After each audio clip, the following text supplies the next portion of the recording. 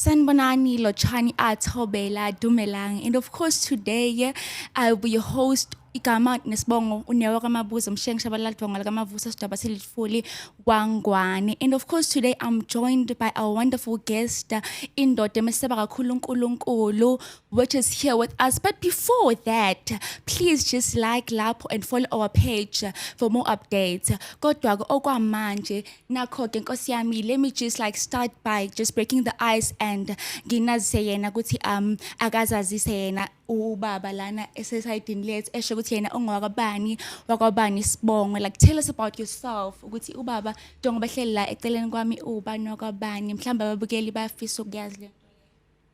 Sanibonani babukeli, igama lami nguThulani Isibongo waThembela. Ngihlala endaweni yaseKagiso. Ngisindisiwe. Ngiyamthanda uJesu. Ngingumntana ngumfana omusha nje ophila ngokwesaba uNkulunkulu futhi omthandayo uNkulunkulu. I just want to share my story. Angazi ukuthi ngiqhubeke. You can continue. Bye. Okay, ngiqhubeke awuzulu ukubuza. Okay. So, as usazi ukuthi you came for a testimony yakho ni, you all know ukuthi uze for a testimony, and of course la uNkulunkulu asekudlulise khona, and of course like take us through baba usho ukuthi like uNkulunkulu sekudlulise phi, and what's your testimony today? Iphi into mhlawumbe ufuna ukuyitshela ababukeli, because someone ekhaya might be listening and of course wanting to hear into ephuma kuwena, like your testimony. I-testimony yami enginayo ukuthi ngithulani mina ngikhulele e-Eastern Cape, ngalahlwa ngemncane ngabazali. Uma bengilahla umama wami lapha ngakhuliswa ngugogo othi wangichola kwi-dustbin, and mayengichola kwi-dustbin ukuthiwa wangikhulisa khona lapho ndakhula.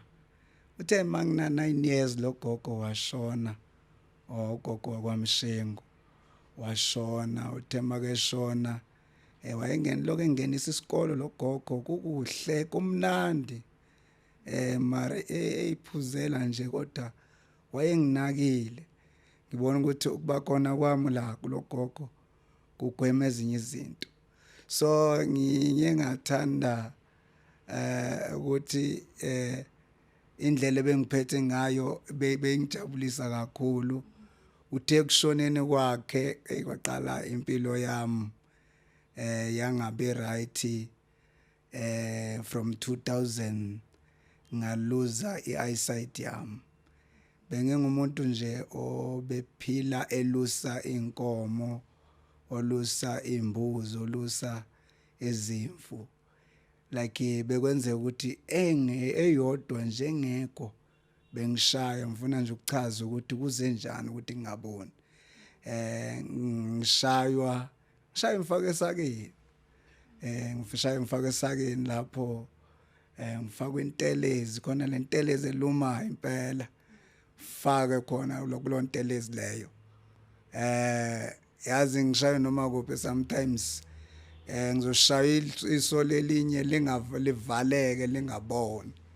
Ngishaywe yazi uthola ukuthi nokulala ngaphandle ngoba lento mawungayitholi uyazi ukuthi cha uzoshaywa la. So into beyenzeka kakhulu kimi, ngiyenza ukuthi ngiluze i-eyesight yami.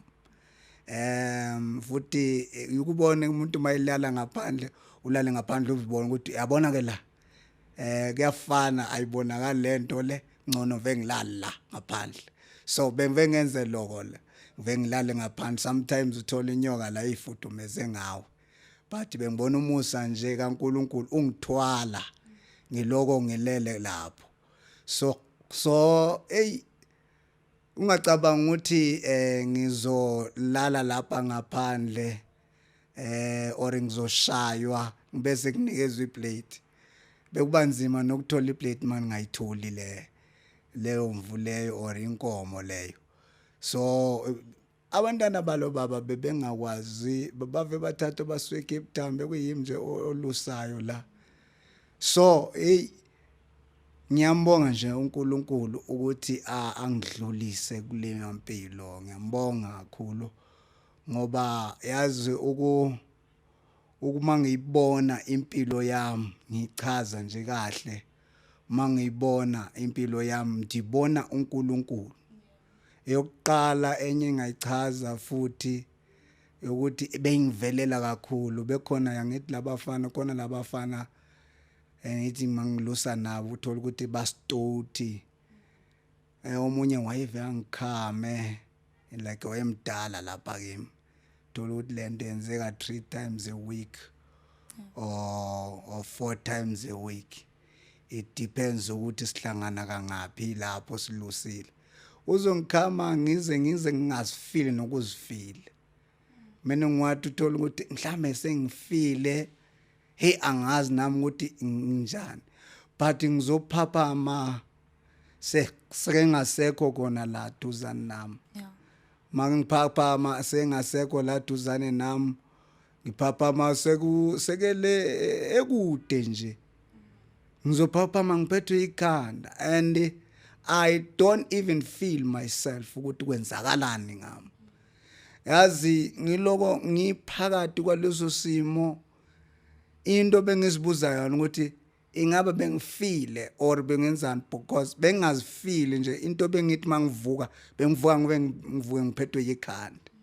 So lokho abuse lokho ukuthi ushaywe ufakwe esakeni ushaywe uyabona ushayela imvu engekho hayi ukuthi wonile ushayelwa lezo nto le kwenze ngafikelela amehlo am aluza ilento aluza ukubona ndangakhona ukubona kahle ungaboni kwami kahle ngathi ngiya kodokotela ngoba ngangibasaba labantu kakhulu ngangibasaba indlela ngangibasaba ngayo kwakunzima nokuthi batshele ukuthi ayangisaboni manje. Ngagcina sengibatshela sengibonga ukuthi kuyonakala impela ukuthi hayi anginenkinga ungaboni ngashayelwa khona lokho ukuthi hayi uthi awuboni unamanga. So ngithe mangibatshela lokho kwaqala impilo yami bathi hambe kwayiwe emashelte lentozeni ema-social working. Ama-social worker ke aqala ingena indaba ndabachazela kwangona besilalela istory sami sokuthi angiboni. Ngathathwa ngasiwa kodokotela odokotela mangifika kibo ngafika sekulate vele sengingasaboni. Kodwa ngidlule ebuhlungwini bengi-experience into ezibhlungu lapha bengidla ukudla kwezinja. If azikho lezo nkomo bengithathwa kunikezwe izinja ukudla kwami. Kumele ukuthi nginyule ukudla khona lapho emanzini ezinja ngidle.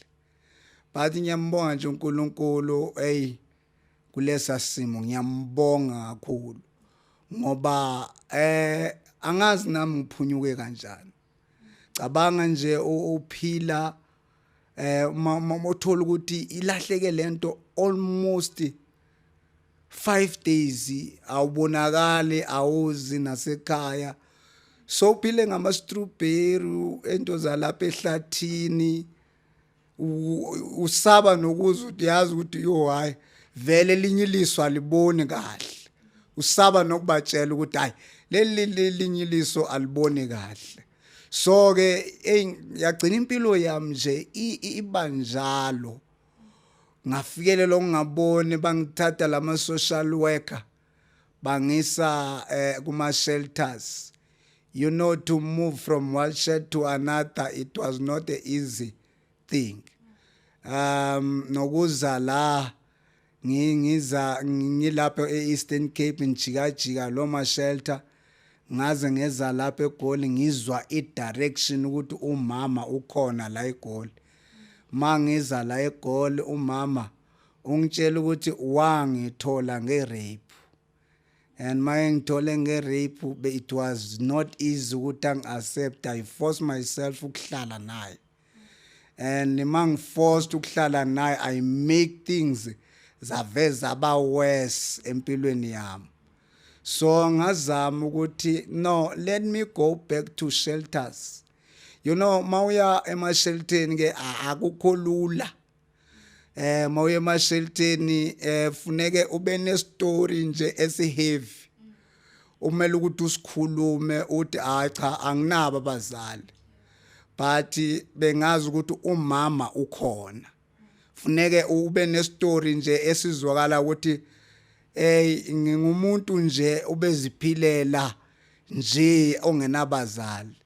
I remember one of the organization eyang rejector yabantu abangaboni la eGoli yathi hayi ngeke sikwazi ukuthatha, and it's not easy ukuthi bakuthathe ungenabazali. So into yami nje ngaqala ngayohlala nabantu ababhema ama drugs.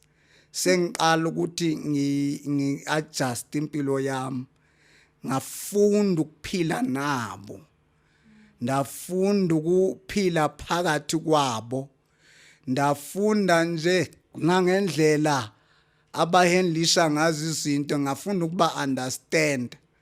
And mangifika lapho life was not easy, but I saw the hand of God kuleyo situation, ukuthi uNkulunkulu unami kulesa simo.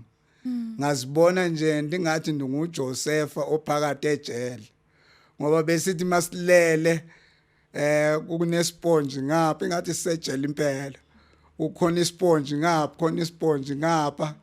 Yimi ngedwa nje umuntu onormal, abantu bayibhemela into zabo. But uNkulunkulu wangithwala kuleyo situation. Wangithwala ngaphuma kule shelter, kwaze kwafika into zo COVID ngisemashelteni. Mangiseshelteni lapha eWembley Stadium. Besihlala ematendeni, masihlala lapha ematendeni siphila nabo labantu. Akuphunyelwa phandle, uyacela mawuphuma uphuma noma kanjani. But kimi bese kuvuke lento ukuthi ngoba bese ngisindisiwe. From 2009 bese ngisindisiwe. Ngiyangasindiswa. Kufike lento ukuthi no, ngiyahlabelela man. How about ngithathe le mali ye government engiyitholayo ngiyisave, ngikhulumisana nalabantu bama shelter ukuthi ngizohlala only 6 months, ngizoorganizela indawo after 6 months. How about ngenze njalo? Yazi bavuma, ngaqala ngarecord ingoma yami ethi Find a Solution. Ya ikhona lapha online leyo ngoma leyo ku wonke ama platform. Find a Solution. Ikhona nezinye ke uzozithola osikhethiwe.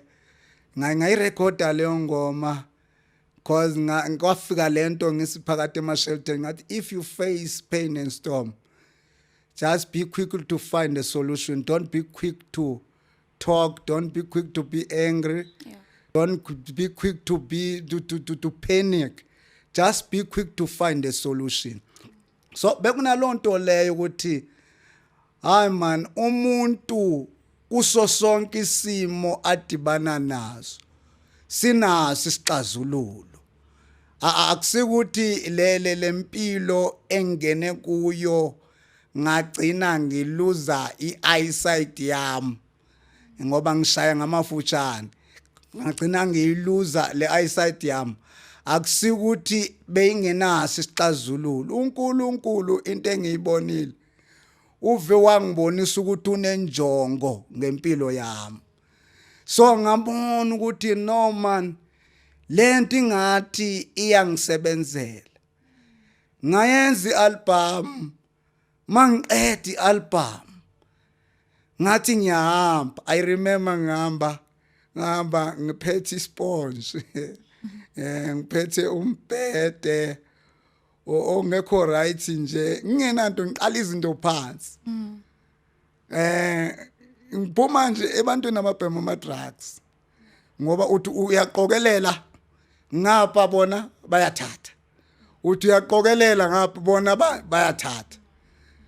Hayi ngathi okay, the only thing ezongisiza lesi sponge enginaso nalo mbhedo nginawo mangami ngiyoqasha iroom ngoba la yonke into engiyisebenzelayo ngibuyele emuva ngoba ngeke ubenze lutho lento mase iba control uyovuka ubona ukuthi yo lento lena nomuntu wakhona uyakhala engathi ungamsiza bengikhona nokubasiza abanye. Yeah.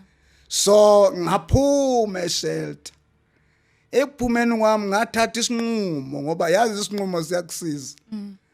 Encourage abantu ukuthi yabona uma uthatha isinqumo ukuthi ubuye ekhaya uzofuna umsebenzi eGoli, funa umsebenzi uye kutshwala ngoba uthe uzofuna umsebenzi yekela amantombazana afuna utshwala funa umsebenzi lento othatha isinqumo sayo lento ekususile funeke wenze yona. Athatha isinqumo ngathi ngeke baphinde bangibone eshelter, angeke baphinde bangibone ngeke ngiphinde ngiye. Hayi ngempela namanje ngiyazirentela, namanje ngiziphilela noNkulunkulu. Kunento enkulu enifuna ukuyibonga ngomama. Yabona umama ngumuntu oye waba nesibindi, ngumuntu oye wabonisa ukuthi no ngizoyenza lento bengathanda abantu ngizoyenza. Wayenza lento ngoba ngithe mangibheka kufikile enhlizweni yakhe ukuthi akayenze.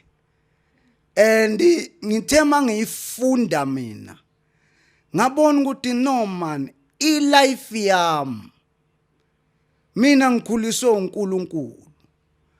Akekho umuntu ongadlula ezimene ezikanje ngaphandle ba uNkulunkulu ebenaye.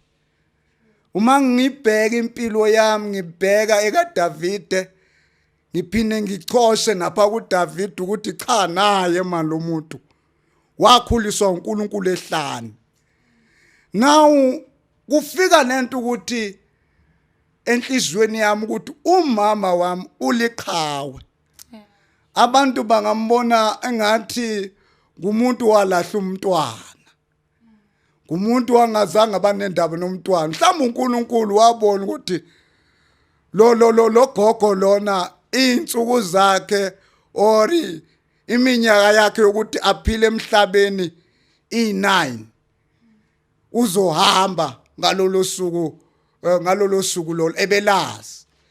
Because mangiyibheka uNkulunkulu ebengafuni umuntu ofuna ukuzenzela udumo ngempilo yami.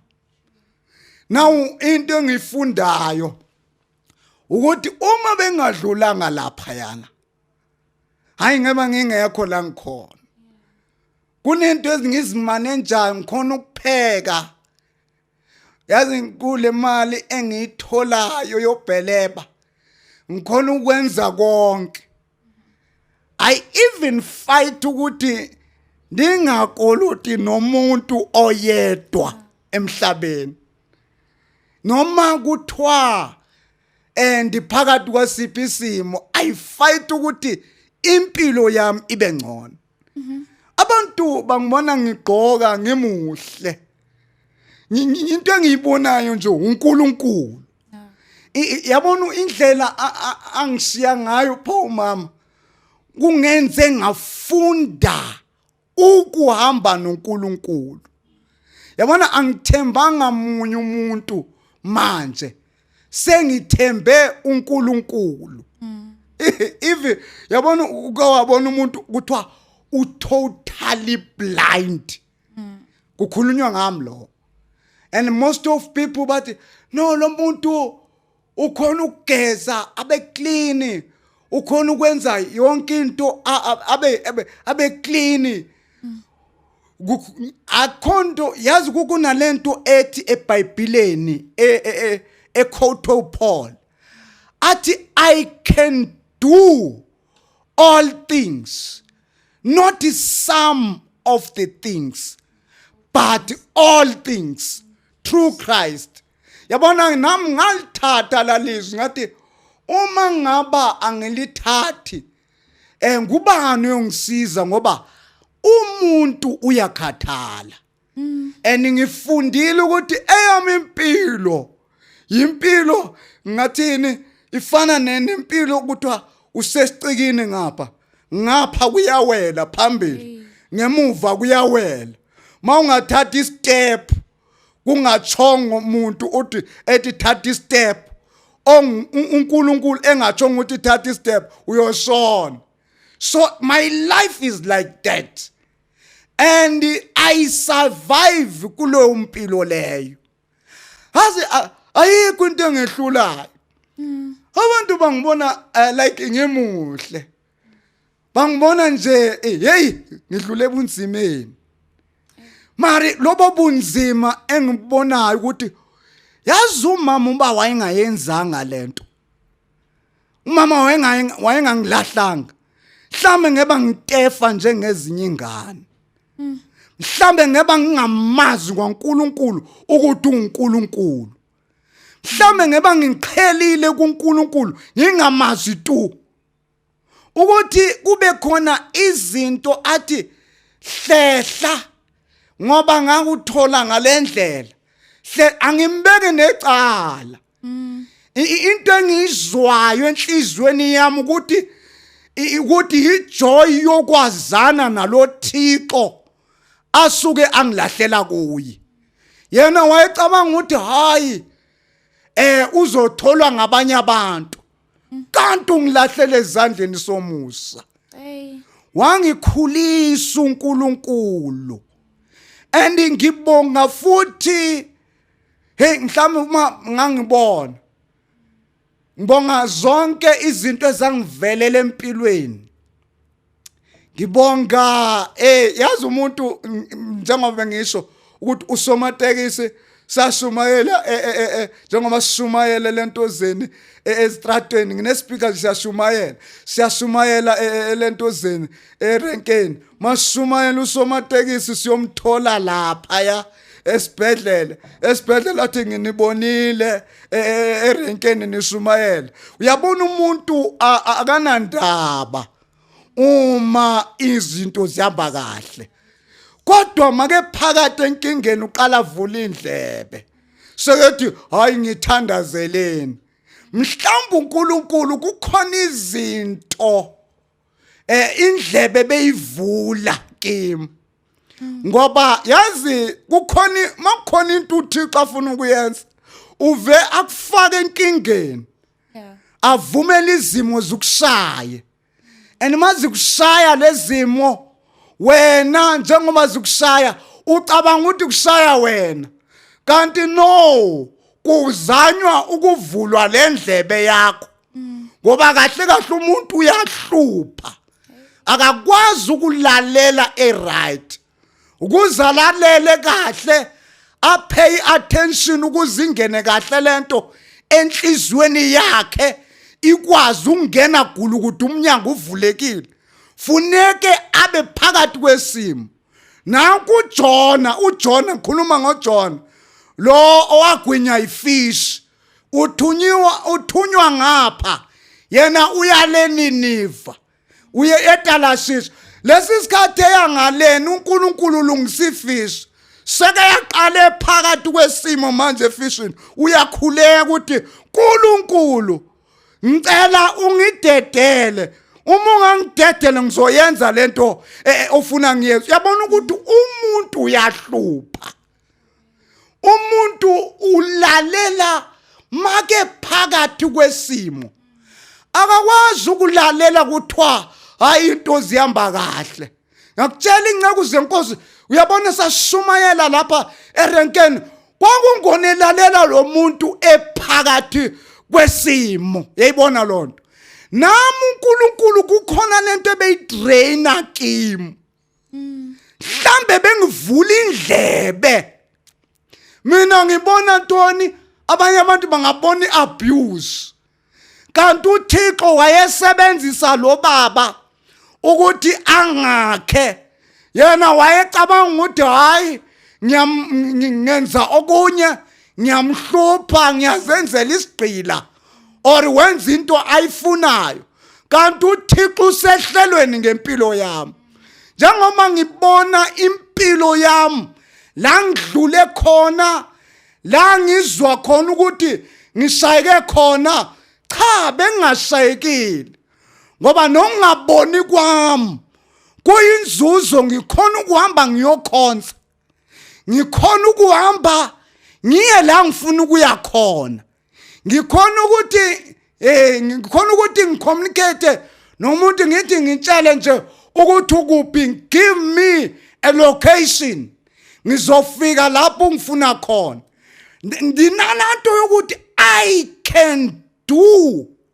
all things not some of the things but all things through Christ kunalento engihlala ngiyibuza uNkulunkulu ke ngifuna ukunikeza ichance kunalento engihlala ngiyibuza uNkulunkulu ngithi uNkulunkulu njengoba lo muntu wayengikhama ngimbona ukuthi lo muntu umeka sure ukuthi ungibulele ungishiya nganyakazi uma unginikeza ichance kanje uNkulunkulu yini engako ngibekele yona emhlabeni into engimbuza yona almost every day into engimbuza yona yazi ngimbuza njalo ukuthi hayi man yabona sinqoma usibani manje and this person mangibheka ilife yakhe is better than ilife yami mina ngiphila ngiyarenta la ngihlala khona mina ngiphila ngalomali engiphiwa ugovernment ngiphinde ngizamele ngokuthi ngiyorekhoda ngayo kodwa lona wayuvumile ukuthi ahambe mari mina uvumile ukuthi ngiphile yini lento engcono ngami yazi uNkulunkulu uyaqhubeka nje ungifaka ezimini and into engifundile nangabazalwane uthando lukhona but uNkulunkulu uyaluvumela ukuthi lunciphe ngoba efuna ukwambulela inhliziyo zabo noma ngifuna ukuthi ngithi ngiyokhonza angiyi ukuyokhonza ngoba ngithando ngiyokhonza ngoba uNkulunkulu ngihlangene naye enkonzweni yabona mangazitshela ukuthi ngiyohlangana nozibani ngiyakukhonze kodwa mina nginalento ukuthi mina ngiye enkonzweni ngoba ngiyohlangana noNkulunkulu kukhona lento ukuthi once wazitshela ukuthi bazokuthanda uthando luyaphela kodwa olikaJesu into engapheliyo ndifuna ukuthi kwisimo sami kungenze ngaphikelela ebumthandeni uNkulunkulu noma kuthiwa akangithandi nizwa ngathi akangithandi ngizwa yabona ukhona izimo uvobona ukuthi lezi zimo lezi zenza ukuthi ayi angathi akasekho lo Nkulunkulu ungaze ukhulume lo magama but ngifunde indlela zikaNkulunkulu esijulileyo ukuthi nasehlanelibi yena uyasiholela and injongo yakhe ukusiphumelelisa ngaphesheya hey amaqhawe uthi ulentoza uthi David kwakumele ngihlutshwe ukuze ngazi izimiso zakhe uthi impela njengoJakobe kwakumele ngihlutshwe nami ngizocelebrate futhi ngizoministera kumuntu ongilaleleyo ukuthi hayi mdaka baba ziningi indlela esakhiwa ngazo yazi ziningi uthi uJesu uthi lomhlabele nasehlanelibi uma ungayibamba leyo futhi uyazi ukuthi uma uvelelwa into kungenzeka ukuthi Thixo udinga attention yakho. Hey, ndingaqhubeki ndiye phambili mhlawumbe une question. Hey, that's very powerful. That's very powerful. Very powerful. And I'm sure babukele emakhaya they've learned something from istory sakho because uyajonga ubusho ukuthi kwakusecebeni. Yes. Secebeni ngempela ukuthi nje kwenzeka ngendlela kwenzeka ngakhona ukuze ukwazi ukuthi ukube i-testimony kumunye umuntu obukela lapha emakhaya because if mhlawumbe ubungandlulanga in this situation ngabe mhlawumbe awufikanga kule point lo sofika kuye manje ukwazi ukuthi utestify ngamandla kaNkuluNkulu ukwazi ukushumayela usho ukuthi no mina ngimbonile uNkulunkulu nami ngimbonile uNkulunkulu mina engithwala because there comes isimo sometimes lapho mele kufika khona izimo ezinjalo bese uyakwazi ukutestify say that God I've seen you in my life ungithwala because for a finished product ukuzivele it has to be processed. Yes. Mele kube khona iprocess ukuze kube khona finished product. So ngiyazi abantu ababukela lapha emakhaya for sure someone wanted to hear this testimony azi kahle ukuthi okay what happened and sebathola clarity and yeah ibe khona clarity in whatsoever esuka yenzeka and in hearing your story ukuthi from 2000 uluze eyesight yakho yeah washo ukuthi impact kanjani but like what can you say to someone ohleli lapha emakhaya probably uhleli and abanye basafuna ukukhonza omunye uhlele emakhaya phelelwe ithemba because uma ngabe kudlula izimo ezikanjena kuye kufika isikhathi la uvele khona uphelelwe ithemba ungazi nokuthi uthini umthandazo uyaphela phele kwasani ungasazi nokuthi izwi lifunde or whatsoever. What can you say to someone ondlule ezimene ezinjalo probably someone is depressed emakhaya? Yazi kumuntu olapha emakhaya into esingayisho mlaleli mbukeli wethu ungakuthathi kancane into uNkulunkulu ayenzayo ku lithi iBhayibheli uma kufika izimo uma ufikelwa zinkinga lithi iBhayibheli rejoice. Hey. Thokozani manifikela lezo nkinga. Yeah. Uyabona it's not the end of your life. Uma ubheka impilo yami hayi kahle emela ukuthi angekho kwasemhlabeni. Emela ukuthi kahle angekho kwala angibukelwanga nanguwe mlaleli. Kodwa ngenxa yokuthi ngiye ngaphikelela ngangamameli inhlungu kodwa ngaphikelela kukhona ukuthi uvume ukuthi wakhiwe nguNkulunkulu ngoba kulesimo nami engikuso kulesimo engikuso mina ndingabona ngiyazazi ukuthi bengingazi ukuthi ngiyogcina ngihlabelela bengingazi ukuthi ngiyogcina ngishumayela bengazi ukuthi ngiyogcina ngithola ispeaker ngishumayeza abantu babuyele kuJesu bengazi ukuthi kuyowenzeka into eziso. Yabona umuntu makakhiwa akakhiwa kamnandi wakhiwa kabuhlungu. Ndifuna ukuthi nawe xa wakhiwa funeke ngobona ngathi unama challenges yazi ukuthi uNkulunkulu ekuqaleni umhlaba wawungekho esimeni and izinto manje ubona ngathi azibukeki kahle lithi iBhayibheli umhlaba wayengawungekho esimeni wawungabukeki.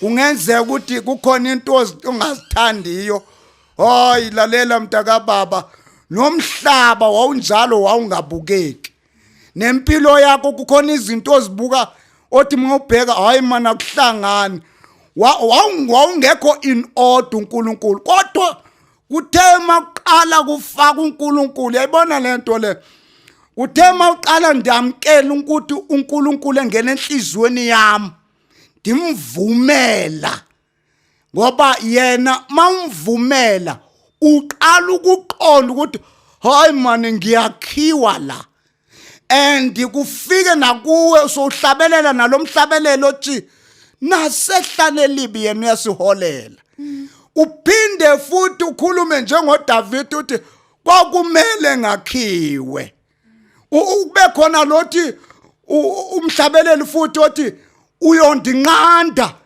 ngenhlupheko. Uyabona lo mhlabeleli. Kusuka uthi ke mntaka baba, once waqhela kuJesu kuba nzima ukuyiqonda le ndaba. Akumelanga ube kude kunoJesu. Funeke usondele kuJesu.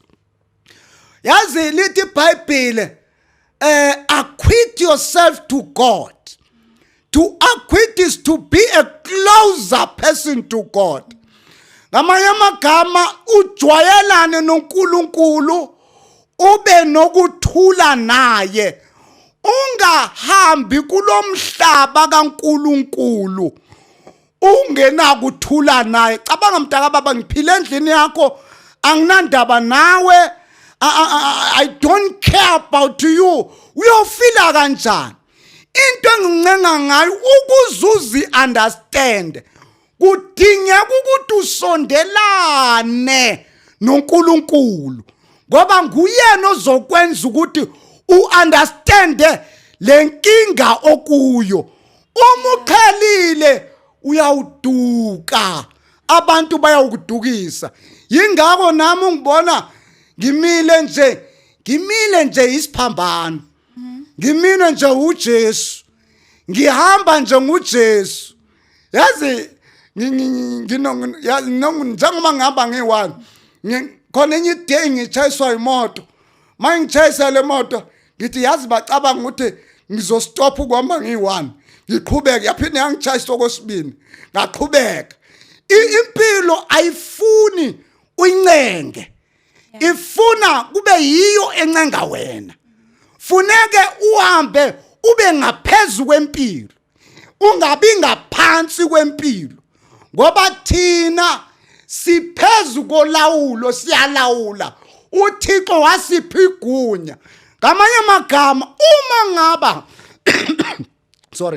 uma ngaba uvelelwa uzizwa ngathi you are down mntaka baba, hayi sukuvuma ukuba down.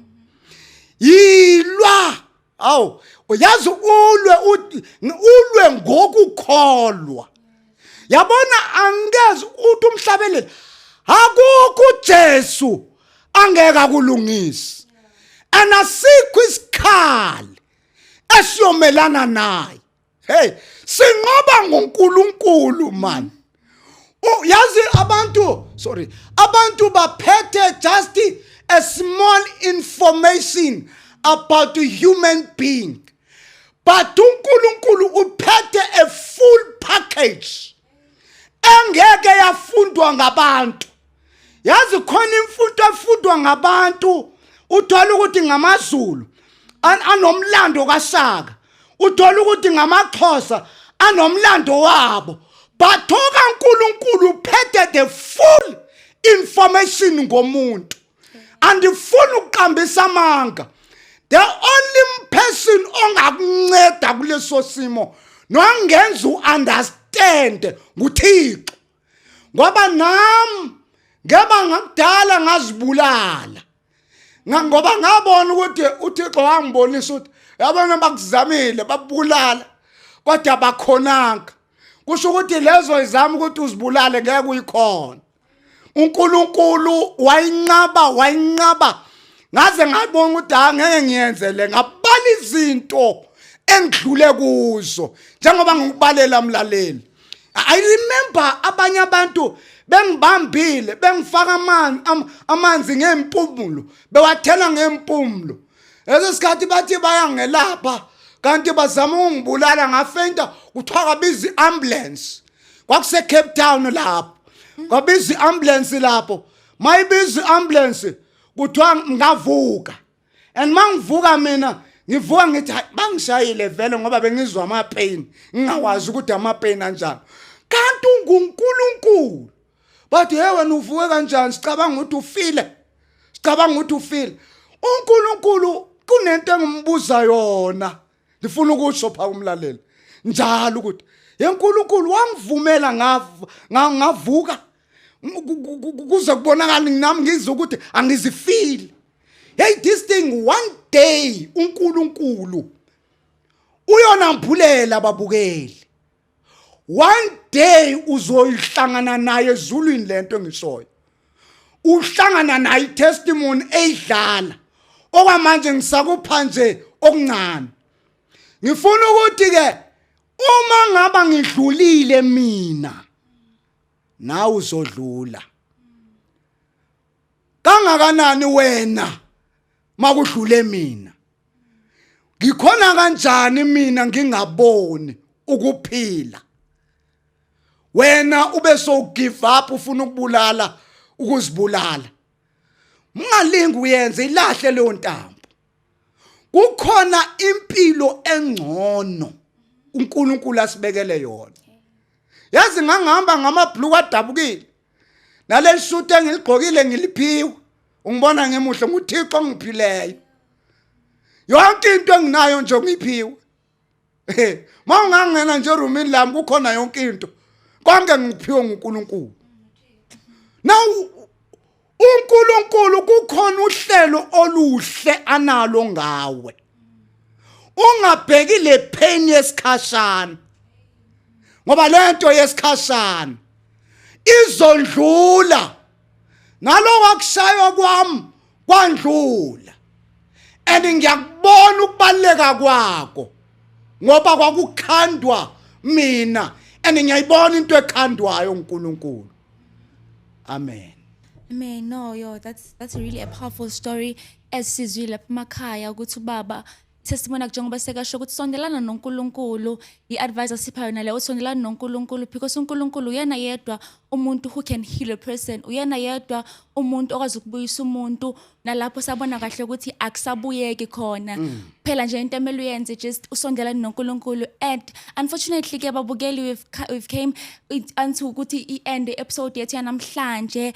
And hey Nkosi yami, this was a very powerful story. Ngiyathemba ukuthi bakhona lapha emakhaya umuntu obekahleli obeyangasazenze njani. Ngiyathemba ukuthi useyazi manje ukuthi sondelana noNkulunkulu. uNkulunkulu uyena yedwa impendulo yethu emhlabeni ekhona. So nje siyabonga baba ngokuba khona namhlanje. And yeah, just the only thing esingayenza njengamanje ukuthi sivale nje ngomkhuleko. Ubaba angasithandazela nje kancane sivale inkonzo ngomkhuleko this episode. Thank you. Asithandazeni baba wethu ongcwele, baba wethu onamandla ophilayo, wena ophila ngunaphakade, wena wazi umlaleli. Mina ngakhuluma kukhona abangakhuluma ezingaphezulu kwalokho. uNkulunkulu Nkosi yami, ngaba bantu bakho nako wakwenza kimi. Baba ngiyakhuleka egameni lika Jesu. Khulekela lo Nkosi yami osekelahlwe ngabazali, osekelahle ithemba. Baba wethu ongcwele, uthe wena onethemba kuwe angeke achabalale. Baba wethu ongcwele, wena uNkulunkulu okwazi ukuvusa umphefumulo. Waguqa kumuntu waphefumula. Phefumula impilo phezukwabo. Baba wethu ongcwele, abanye abalali sasiyakhuleka ngegama lika Jesu. Hayi baba, bonakala ungavumi ngempilo zabo. Wena wadala izulu, ungahlulwa yini ukumlanda loya? Baba wethu ongcwele, sikhuluma amandla empilo ezwinakho. Ungavumeli isitha simovakhame. Siyazi ngalokhu baba, uphilile umlaleli, uphilile umbukeli, uphilile loya ohlezi kuyithe, uphilile losesibhedlela, uphilile ngegama lika Yesu. Alingahlulwa lutho, ayawuhlulwa, ayawuhlulwa lutho. Ngalalela baba, ungavumeli esasimo sibe phezu kwakhe. Uthina wena wathi ngabuvume ukuthi Nkosi yami sithabalale uyoba nathi. uthe siningi inhlupheko zolungileyo umkhulula kuzo zonke. Waphinda wathi siningi inhlupheko zongalungile kodwa ayikho i-assurance. Baba wethu angcwele, buyisela abantwana bakho nalabo abalambele wena nalabo bebekude kunawe egama likaJesu. Qinisa labo bakholwayo, ubaqinise okholweni, nalabo badangele emoyeni egameni lenkosi uJesu. Amen.